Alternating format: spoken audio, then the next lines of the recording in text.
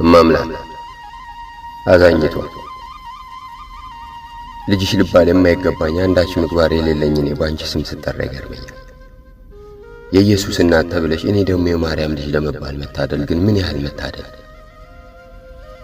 እውነት ሰው በንጉሥ ዘር ለመጠራት እድል ወይንም የዘር ሐረግ ሊኖር አይገባም። እኔ ግን ያውን በኃጢአት ውድቄ ልሞት ስል ባንቺ በኩል መዳን ሆነልኝ። መጠሪያ ሆንሽ።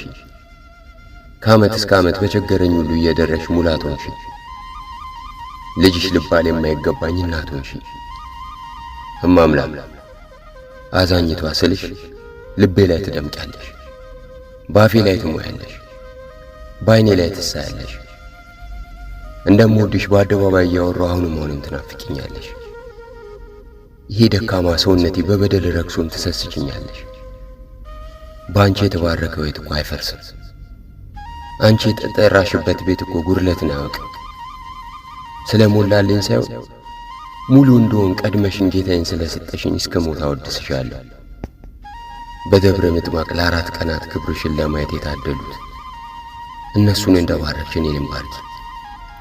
ለእነሱ እንደተገለጽሽ በእኔም ሕይወት በበረከት ተገለጭ። ለምስኪኑ ውሻ ለጨካኙ በላየ ሰብ እንደራራሽ ለእኔም ራራልኝ። ጸጋን የተሞላሽ ሆይ ከጸጋሽ ጠብታ አትንፈጊኝ።